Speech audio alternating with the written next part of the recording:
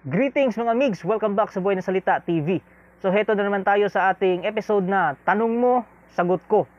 Susubukan kong sagutin ang mga katanungan with regards to spiritual and esoteric topics. Kung hindi kayo magiging kontento sa aking sagot, pwede nyong ilagay ang inyong mga opinion dyan sa comment section. At sa mga subscriber ko naman at sa mga hindi pa subscriber, pwede kayong magtanong at pag-usapan natin yan sa susunod na video. So kung bago ka pa lang sa channel na ito, please tulungan niyo ako lumago aking YouTube channel. Please paki-subscribe po, paki-like ng video, and don't forget to hit the notification bell para updated kayo sa ating mga future topics. So wag nating patagalin, magpatuloy na tayo.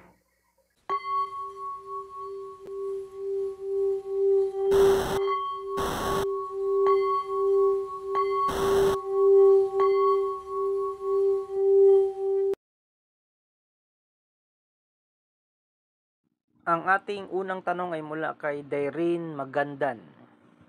Sir, ang San Benito po ba, kailangan ba talagang buhayin para gumana? Ma'am, ito yung masasabi ko sa inyo. Alisin nyo sa utak nyo yung pagbuhay ng medalyon o buhay na medalyon. Kasi ang paniniwala na yan ay hindi yan sa mga Katoliko o mga Kristiyano. Paniniwala yan ng mga okultista. Dahil ang ibig sabihin ng buhay na medalyon ay meron itong sapi o espiritong gabay. Ibig sabihin ng espiritong gabay, meron itong espiritu na ninirahan sa loob ng medalyon. Ibig sabihin, hindi na kapangyarihan ng Diyos ang nagpapagana nito, kundi yung espiritu na. Sa Pinoy Occult kasi, meron silang mga orasyon para ang mga medalyon ay mabuhay o sapian ng espiritong gabay. At ang mga divine being po, ang mga light being at ang mga mabubuting mga espiritu, hindi iyan sumasapi. Nagbibigay lang ito ng tulong sa mga tao sa pamamagitan ng paggabay sa tao, pagbigay ng babala, at pag-share ng kanyang positibong enerhiya o aura para ikaw ay hindi tamaan ng mga black magic. Yan po ang gawain ng mga light being. Hindi sila naninirahan o sumasapi sa medalyon. Hindi nila binubuhay ang mga medalyon. Ang mga sumasapi po sa medalyon ay mga demonyo, mga fallen angels, mga elemento, at mga masasamang espiritu. Dahil po, sa tuwing kayo ay nagdarasal sa isang medalyon, ang bulong nyo po o yung intention, yung power of thought nyo, ay isa po yung enerhiya. Ang enerhiya na yon ay inihigop lamang ng mga espiritong nakasapi. Imbis na sana ay maging baluti nyo, o yung enerhiya na yon ay maimbak para kayo ay proteksyonan. Ang mga masasamang espiritu po ay mga legalistic yan. Pag binigyan mo sila ng authority, sasapi talaga sila. Kasi binigyan mo ng authority. Hindi na sila foul sa mata ng Diyos. So hindi na sila pagagalitan ng Diyos. Kasi binigyan mo sila ng authority. Dahil ang tao ay binigyan ng Diyos ng free will. So pag binigyan mo ng authority ang isang espiritu, pinausalan mo sa isang okultista ang iyong medalyon para ito'y mabuhay o sapian, ibig sabihin, ibang kapangyarihan na ang gumagalaw dyan. Dahil ang tunay na konsepto po ng San Benito ay isa po yung exorcism medal.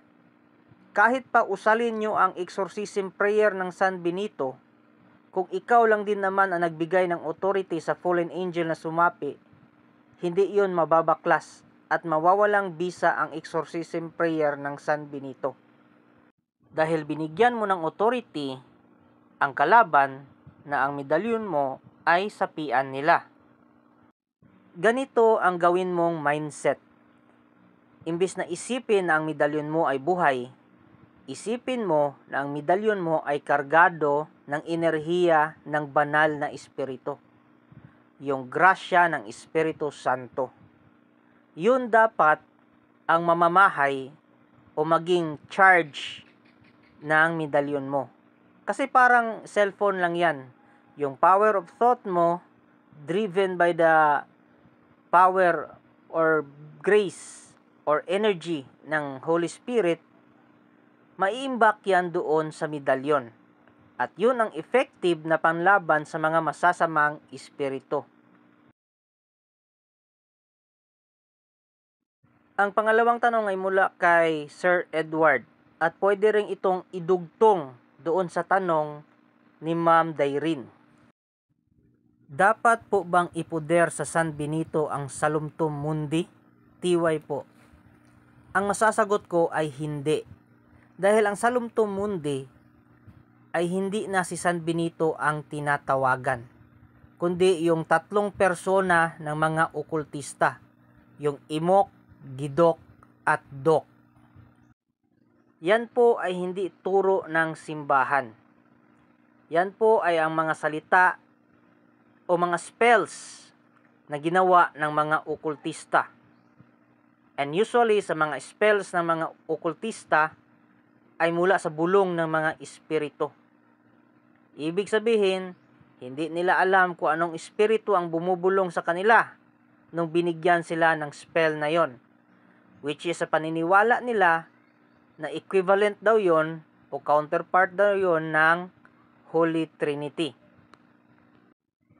Ang Holy Trinity po, ayon sa simbahan, yan po ay banal, mabuti at malinis.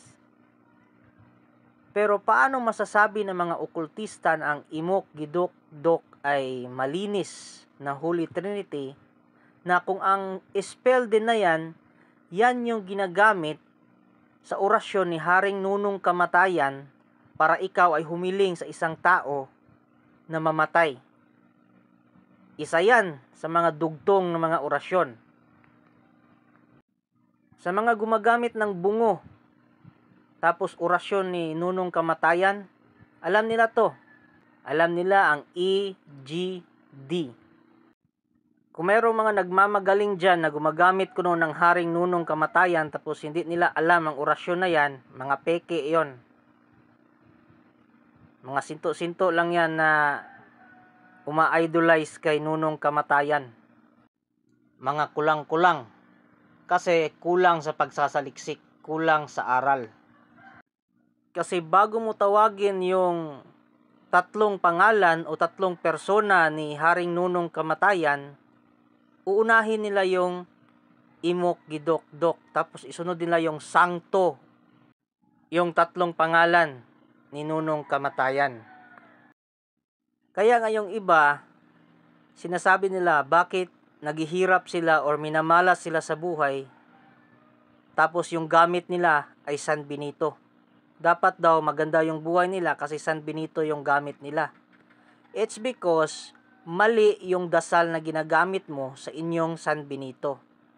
Kasi dapat mong gamitin na dasal sa San Benito ay yung dasal na galing sa simbahan. Kasi simbahan naman ang nag-imbento at nag-introduce ng San Benito. Yung dasal na ginagamit ng mga okultista, imbento lang nila yan. Paano ba nagkaroon ng idea ang mga okultista ng dasal ng San Benito na hindi naman galing sa kanila yan? Hindi naman yung okultista ang nag-imbento o nag-introduce ng medalyon ni San Benito. Kaya mag-ingat kayo sa mga ginagamit nyong dasal sa inyong San Benito. Huwag kayong tumulad doon sa mga hangal. Bakit ko tinawag na hangal? Sino ba yung tao na usal ng usal na hindi man lang niya naiintindihan yung inuusal niya? Hangal lang ang gumagawa ng ganyan.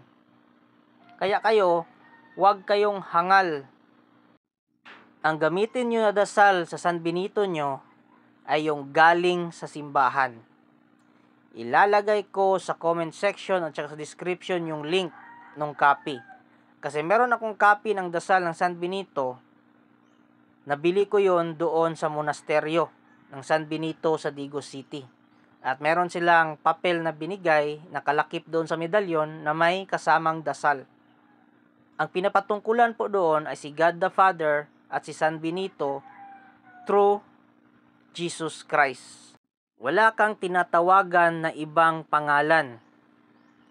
Malinis na dasal. Hindi tulad ng sa okultista na may tinatawag na ibang pangalan. 3 persona ng okultista. So, ibig sabihin, hindi na si San Benito ang nagpapagana sa mga medalyon ninyo. Corrupted na ang inyong San Benito.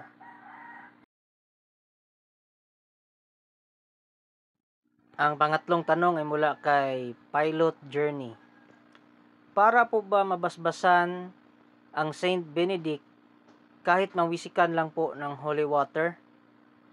Ito yung advice ko kung meron ka namang pagkakataon o pwede mo naman niyang dalhin sa simbahan, much better yung formal o yung saktong dasal sa pagbasbas ng San Benito ang maggawa sa iyong medalyon. Yung sa akin, yun Bali, inusalan siya ng exorcism prayer, pagkatapos ay binasbasan siya ng pare. Mas okay na ganun na proseso. Kasi yan yung tamang ritual, tamang choreography, tamang pagkakasunod-sunod para sa pagbindisyon ng San Benito. Dapat kasi usalan niya ng exorcism prayer para mabaklas ang dating karga nito. Kasi mula sa hulmahan o pagawaan, wala pa naman niyang kapangyarihan. Hindi natin alam kung sino-sinong mga humawak dyan. Hindi natin alam na may mga masamang tao na ginawa yung negosyo bago napunta sa kamay mo.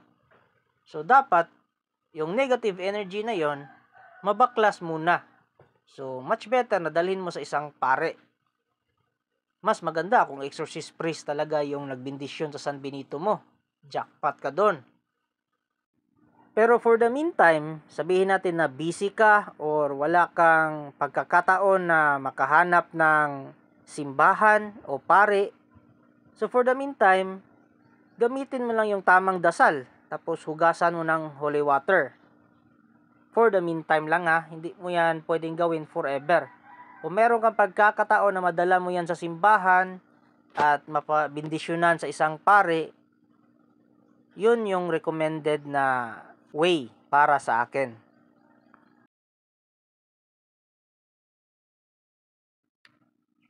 Ang pang-apat na tanong ay username lang, walang pangalan.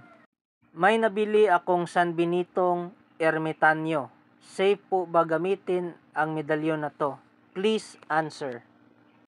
Sir o ma'am, ito yung opinion ko. Ang San Benito na alam ko ay yung introduce talaga ng simbahan. Yung merong imahe ni San Benito kasi may symbolism yan.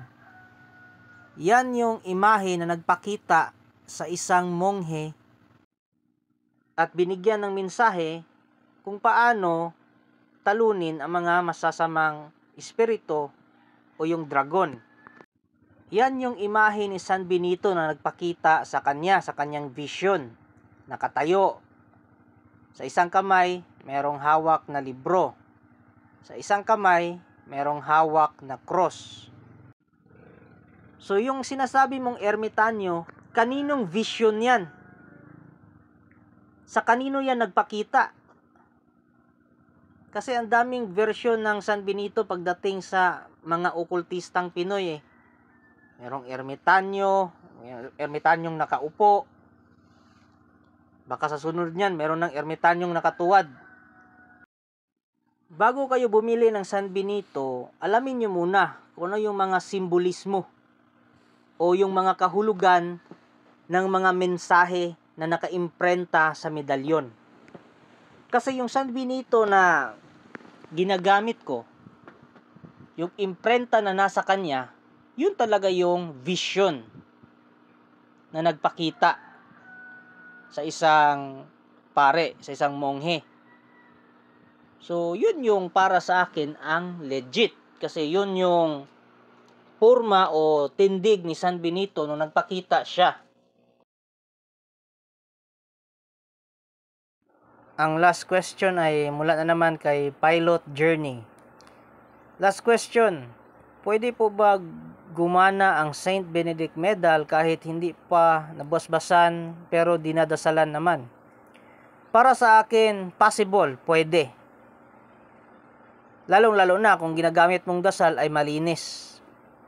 Yung galing sa simbahan. Wala kang tinatawagan ng mga ibang pangalan. So maaari siyang gumana dahil sa faith mo. Ibig sabihin ng faith ay yung paniniwala mo. Dahil sa belief mo. So pwede siyang gumana.